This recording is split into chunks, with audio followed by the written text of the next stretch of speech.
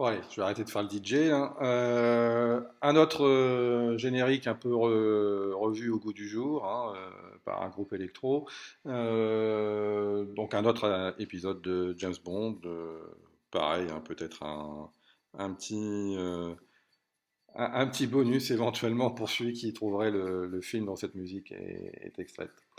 Alors, on poursuit la deuxième partie de ce grand 1, donc une compétition qui est généralisée. Donc on a vu, hein, je vais assez vite, ouais, alors je reviendrai là-dessus après. Donc sur ce point que je vous ai déjà évoqué, hein, que cette guerre froide, elle est avant tout idéologique, hein, puisqu'on peut plus se foutre sur la figure par arme interposée, ça devient trop dangereux. Donc on utilise, c'est une lutte idéologique qui utilise tous les médias de l'époque, hein, les journaux, la radio, les affiches, la télévision, etc. L'objectif étant de dénigrer l'autre camp, de vanter le sien, chacun voilà, se posant en étant comme étant un agressé, l'autre étant un agresseur, et donc l'objectif étant voilà, de resserrer les liens dans son propre camp, à la fois autour de son chef, puis aussi finalement resserrer les liens contre le chef adverse qui représente le mal. Alors, voilà encore, vous voyez deux exemples d'affiches de propagande qui montrent encore une fois ben, toujours un peu la même chose, hein. On est ici dans celle de gauche, vous voyez, Paix et Liberté, hein, encore une fois, d'une affiche de propagande anticommuniste hein, qui montre Staline, c'est plus Jojo la Colombe, là, hein, c'est un danseur caucasien. Donc les danses caucasiennes, c'est avec des sabres, hein, si je me souviens bien. Et voilà, vous avez les chefs d'État voilà, de pays alliés de l'URSS qui font la musique et lui voilà, fait tomber les sabres par terre, notamment donc, sur des pays qui sont passés dans le camp soviétique et donc on voit des flaques de sang dans les pays qui ont été annexés par l'URSS, sachant qu'ici la menace pointe sur la France.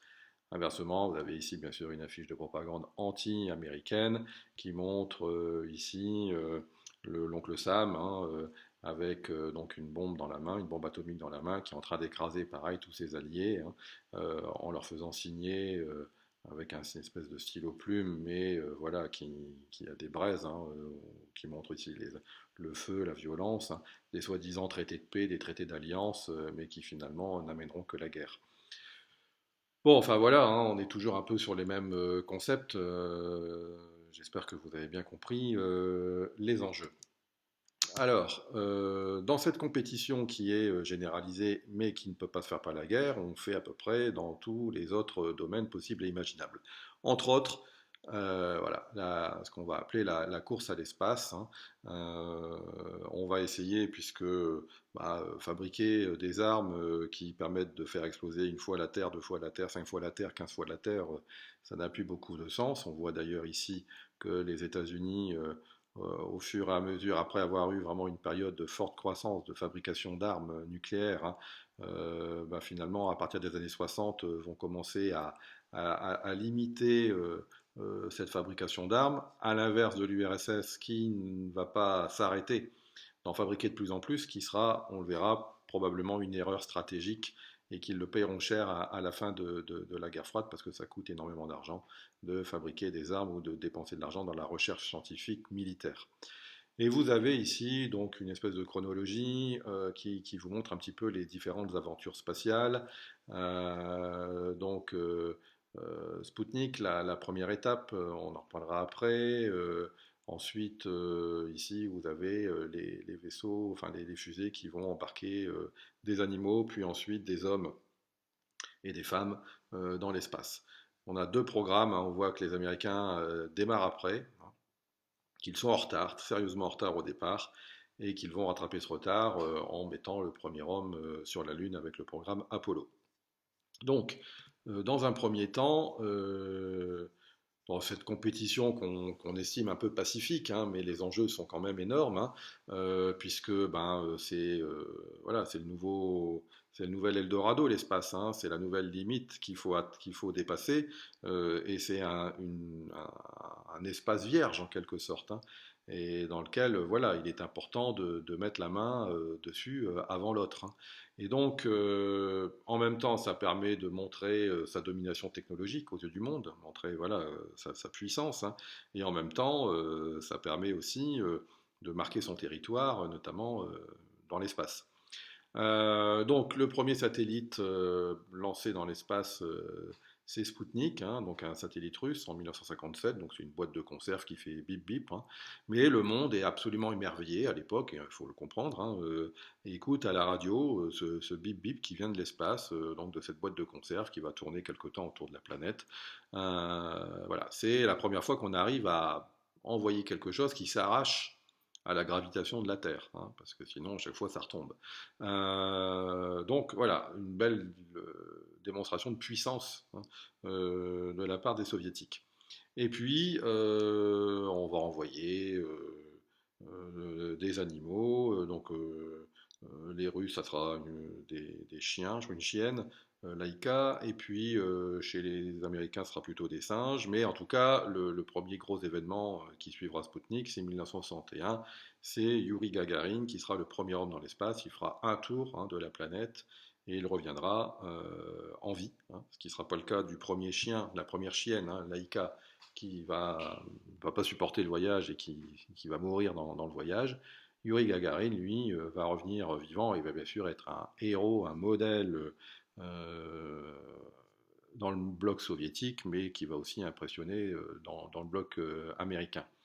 Et ça, bah, les Américains, ils n'aiment pas être deuxième, hein, donc forcément, à un moment donné, le président américain décide de remettre en place les enjeux, hein, et bien montrer que bah, les États-Unis voilà, vont pas se laisser faire et vont à leur tour se mettre en branle, hein, sur le sujet de l'espace et comptent bien rattraper et dépasser assez rapidement les Soviétiques en lançant un véritable pari, hein, que je vous laisse découvrir, hein, puisque c'est John Fitzgerald Kennedy qui va vous l'annoncer.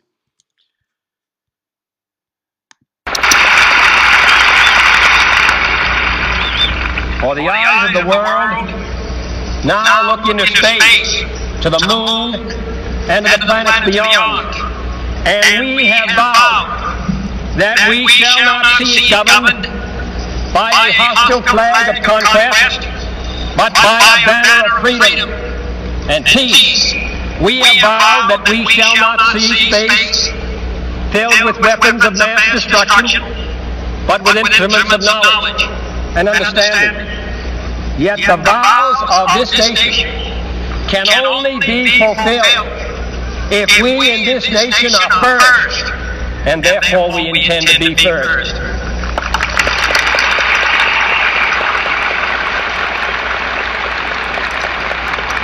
In short, our leadership in science and industry, our hopes for peace and security, our obligations to ourselves as well as others, all require us to make this effort, to solve these mysteries, to solve them for the good of all men, and to become the world's leading spacefaring nation. We set sail on this new sea because there is new knowledge to be gained and new rights to be won, and they must be won and used for the progress of all people. For space science, like nuclear science and all technology, has no conscience of its own. Whether it will become a force for good or ill depends on man. And only if the United States occupies a position of preeminence can we help decide whether this new ocean will be a sea of peace or a new terrifying theater of war. I do not say that we should or will go unprotected against the hostile misuse of space any more than we go unprotected against the hostile use of land or sea. But I do say that space can be explored and mastered without feeding the fires of war, without repeating the mistakes that man has made in extending his writ around this globe of ours. There is no strife, no prejudice, no national conflict in outer space as yet. Its hazards are hostile to us all. Its conquest deserves the best of all mankind, and its opportunity for peaceful cooperation may never come again. But why, some say, the moon? Why choose this as our goal? And they may well ask, why climb the highest mountain? Why, 35 years ago, fly the Atlantic? Why does Rice play Texas? We choose to go to the moon. We choose to go to the moon.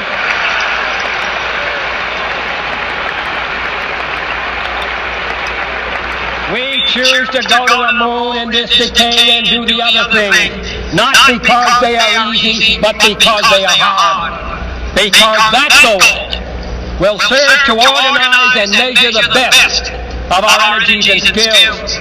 Because that challenge is one that we're willing to accept, one we are unwilling to postpone, and one we intend to win, and the others too.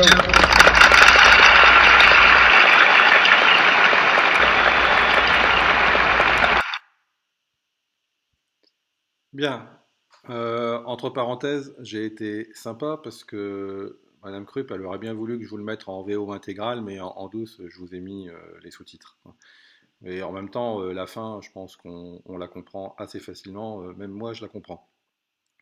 Donc, vous voyez, vous avez le Kennedy hein, qui lance un défi hein, à la NASA, hein, qui est donc l'entreprise qui travaille dans la recherche spatiale, en disant voilà, hein, donc on est en 61, hein, qui dit voilà, à la fin de la décennie, je veux qu'un homme américain marche sur la Lune.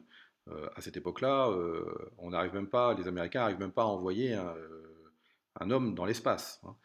Donc le challenge est terrible. Hein. D'ailleurs, la NASA n'était pas spécialement au courant. Hein. Donc ça a été le branle-bas de combat quand ils ont entendu le discours. Pour autant, bon, on va croire que c'est un pays qui aime les challenges, hein, puisque finalement ça va réussir.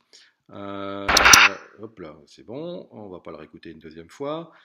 Et donc, hein, donc dans les années 60, Kennedy décide de se consacrer davantage à l'espace, il augmente les financements, met la pression sur la NASA pour qu'un Américain marche sur la Lune avant la fin des années 60. C'est chose faite donc le 21 juillet 1969. Donc c'était quand même un moment important que je tiens d'ailleurs à dire que je n'ai pas connu. Hein. Mais voilà, tout le monde dit que le monde regardait la télé et même au Kremlin, hein, à Moscou, les leaders soviétiques ont reconnu après coup qu'eux-mêmes aussi avaient regardé la télé pour voir cet exploit. Alors à partir des années 70, on va voir que c'est pas anodin les années 70, hein, c'est les années de crise économique mondiale, et on reviendra sur les guerres israélo-arabes qui en sont en partie la cause.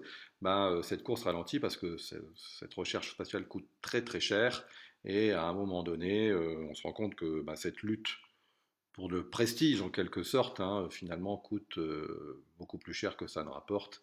Et donc on va même avoir des missions de coopération américano-soviétiques où des vaisseaux spatiaux vont se connecter hein, dans l'espace, ce qui permettra de faire des photos dans l'espace entre cosmonautes, astronautes américains et cosmonautes russes. Voilà, pour des symboles. Hein. Mais en dehors du symbole, ça montrait mine de rien qu'il fallait qu'il y ait une coopération minimum parce que il fallait trouver une porte où finalement les deux puissent se connecter. Hein. Donc ça veut dire qu'il fallait s'envoyer les plans hein, de chacun des satellites pour construire une porte commune dans laquelle voilà, ils allaient pouvoir s'emboîter et donc ouvrir la porte et pouvoir se retrouver. Donc ça montrait quand même qu'il y avait derrière la photo qui était là pour l'histoire mais qui n'avait pas d'intérêt particulier, il y avait quand même derrière manifestement un travail commun. Et c'était déjà quelque chose qui du coup rassurait un peu la population mondiale. Avant d'arriver sur la Lune, hein, il y a tout un programme express hein, de la part des Américains qui essayent de rattraper le retard. Hein. Les Russes ont ont mis un homme dans l'espace en lui faisant faire un tour. Donc les Américains vont essayer de mettre un homme dans l'espace qui fera 2 tours de la Terre, hein. Les Russes en feront 5. Après, on mettra 2 hommes américains. Donc vous voyez, c'est dans cette petite lutte très symbolique qui n'a pas beaucoup d'intérêt. Je vous invite à regarder éventuellement ce film si un jour vous avez le temps, L'étoffe des héros, qui vous montre justement cette première partie de la conquête spatiale américaine, donc avant le programme Apollo qui va emmener des hommes sur la Lune. Voilà, vous avez ce film-là qui raconte, qui est historiquement très vrai, hein. Le 14 octobre 1947, le capitaine Charles Yeager perce le mur du son et propulse l'homme dans le futur. Alors, le monde se met en quête d'une nouvelle race d'hommes, des hommes qui ne connaissent pas la peur. On vous a parlé du projet? C'est très dangereux. Terriblement dangereux. Comptez sur moi. Des hommes ambitieux. Quel est le meilleur pilote que t'aies jamais vu?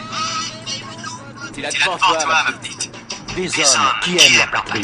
Je loue le Seigneur de vivre dans un pays où s'exprime ce que l'homme a de mieux et de plus merveilleux.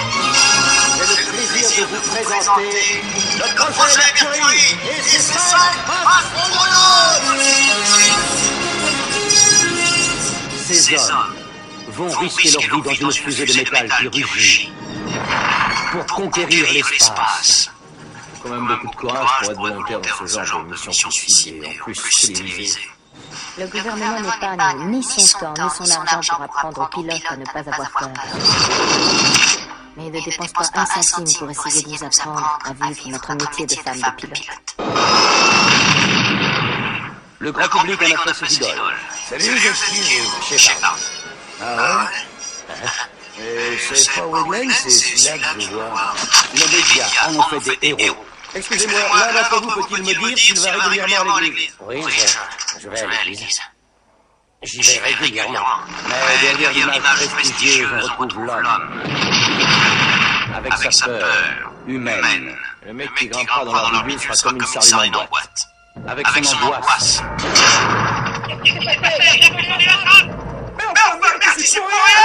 Tout à coup ça a pété sur moi, un défaut technique sur moi. Quelque chose qui n'a pas fonctionné. Avec ces conflits. Il faut que vous pensiez aux intérêts de cette chambre. Vous ne soyez pas plus exagéré. Quoi, moi, j'exagère? Oui. C'est moi qui organise tout ici et ça ne va pas durer. Avec ses déceptions. On sera reçus à la Maison Blanche? Non. Il n'y aura pas de défilé à New York? Je ne verrai pas Jackie. Avec ses tensions. Encore un arrêt de bateau, un retardeur de NASA. Quelle tête les pensées de Shepard en ce moment. Gordo, je voudrais bien aimer. Non, nous devons dire non. Les aigus ont répondu. Ils te promettent de faire une pause à la prochaine station-service. Ils te demandent de rester sur orbite pour le moment. Voici l'histoire d'une poignée d'hommes arrivés au plus haut. Une fraternité d'hommes d'élite dont les exploits enthousiasmèrent leur pays et enflammèrent l'imagination du monde. Voici les hommes qui avaient l'étoffe des héros. Tout le monde veut voir le héros, Buck Rogers. Buck Rogers, c'est nous.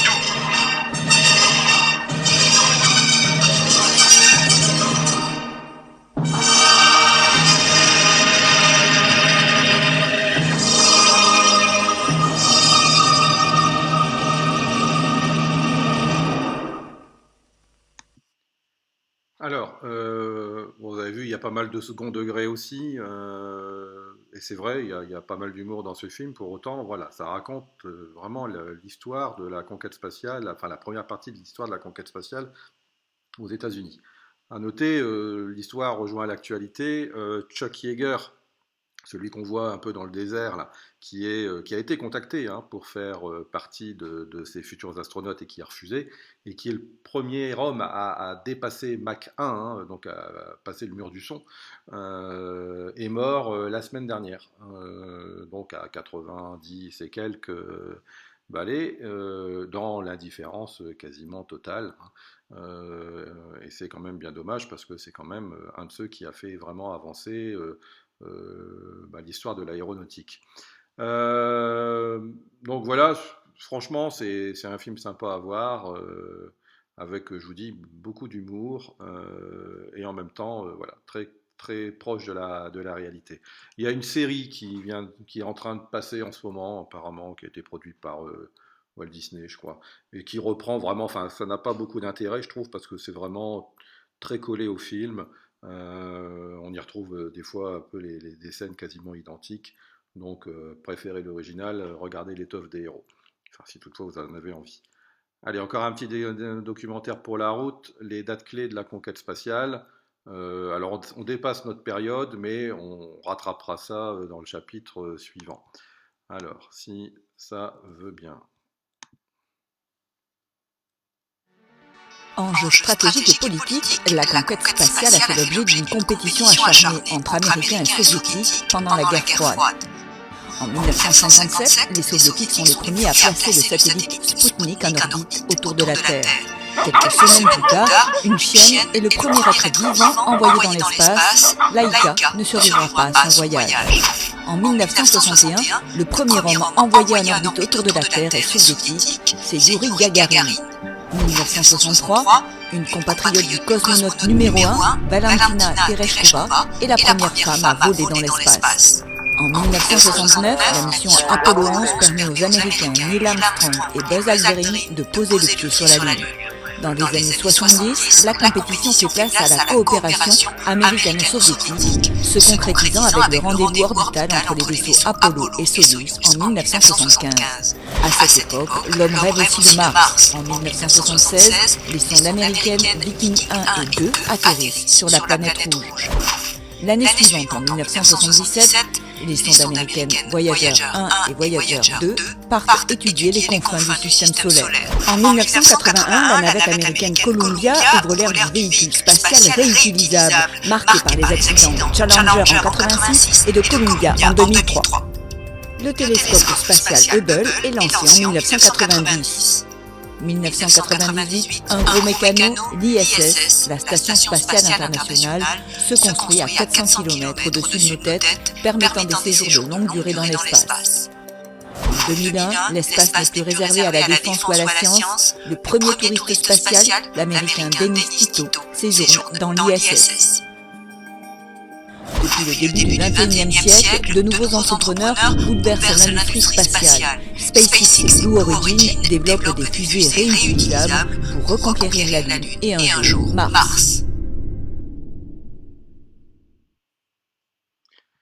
Voilà. Alors voilà pour le volet espace. Un autre volet important, c'est le sport, mine de rien. Le sport, c'est pas que de la détente, hein, ça devient aussi une lutte de pouvoir. Donc le sport s'impose comme un substitut à la guerre, hein. C'est un enjeu de la guerre froide, notamment entre les deux grands.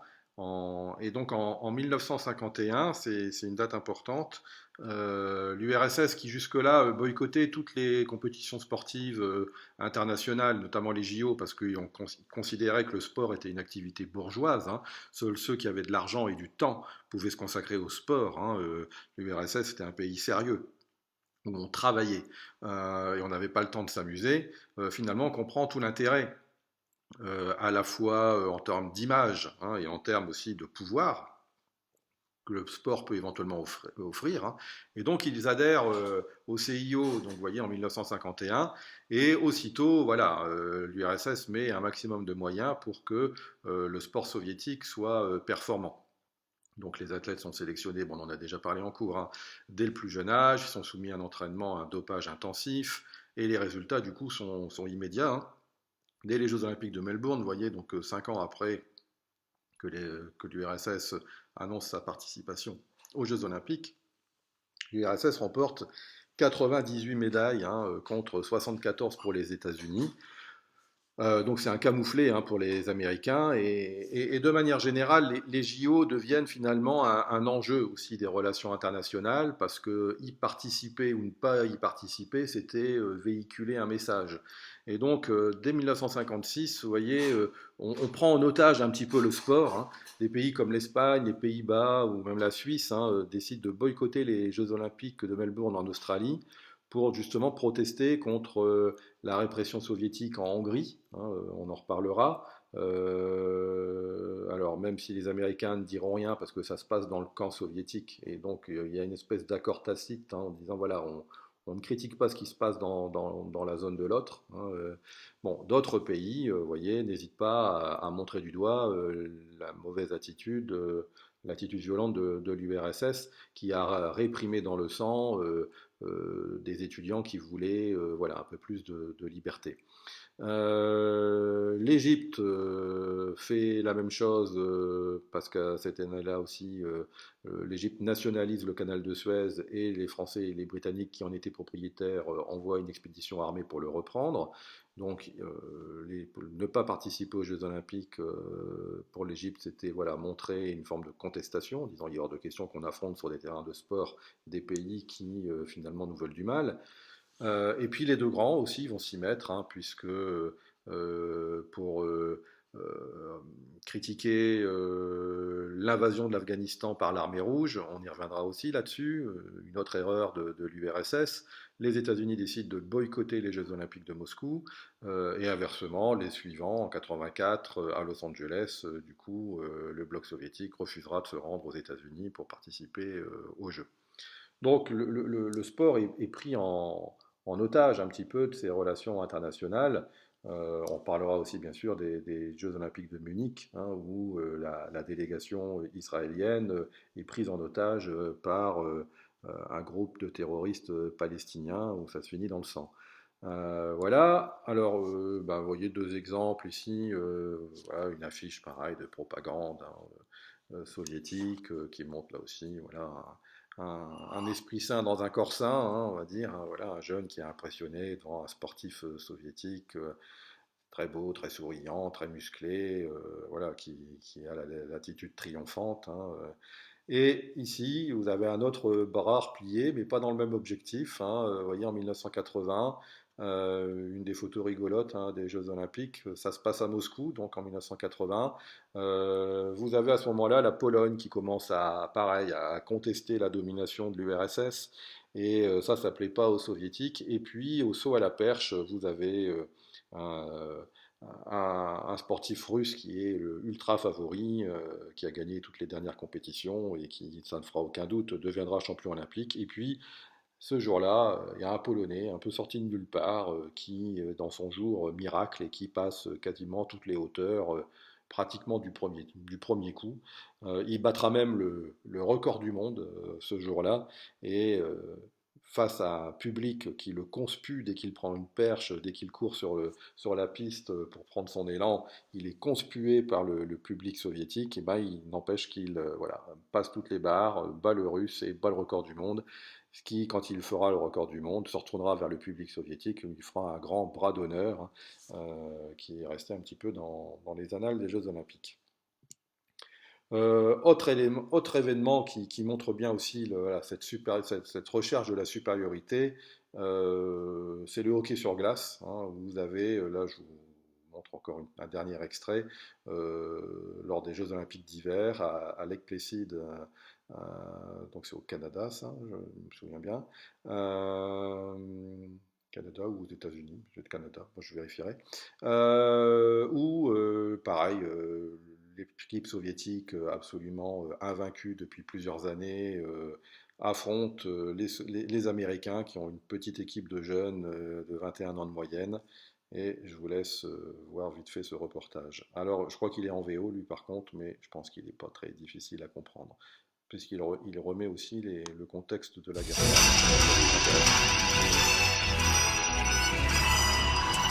Check out the celebration in Lake Placid on Saturday, marking that amazing moment 35 years ago today, when America's ragtag Olympic hockey team stunned the Soviet juggernaut and sent a jolt of joy all across America with an upset for the ages.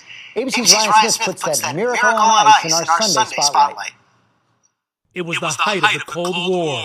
The Soviets ignored President Carter's deadline for a troop withdrawal. Tension soaring, but for 2 weeks in 1980, the entire world shifted focus to a remote town in upstate New York, Well, these 13 games of winter. where the U.S. hockey team would carve out a surprising spot in Olympic history. Well, the Soviets were the hosts of their country, but they were also big favorites, so everybody expected them to win. Legendary sports announcer Al Michaels remembers the Lake Placid games were in the Cold War's shadow from the start. What better place to play out a Cold War than on a sheet of ice in Lake Placid, New York. But for U.S. team captain Michael Eruzione, the focus was only on the game. For us, it was still a hockey game. It had nothing to do with what was happening globally, but the crowd, their reaction was us against them, freedom versus communism, the threat of a Cold War. Once we did get to the medal round, it was like one day of, oh my God, the United States is playing the Soviets. And then I think the political aspect came into play even more. Still, the odds weren't on the American side until they dropped the puck. When they tied the game 3-3 in the third period, now you're thinking, well, wait a minute, anything can happen. But Michael Eruzione scores with 10 minutes to go. Now it's 4-3. Now it's like, what do we see here?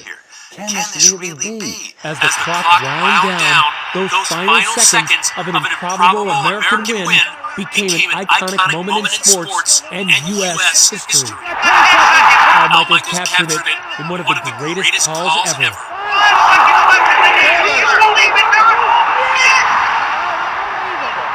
The word that came into my head was miraculous. Miraculous got morphed into a question, and there you have it. That just came out of my heart, as simple as that. I kept saying, I can't believe we beat the Russians. I can't believe we beat the Russians. And the celebration was incredible. After that game, it made me want to hug your television set.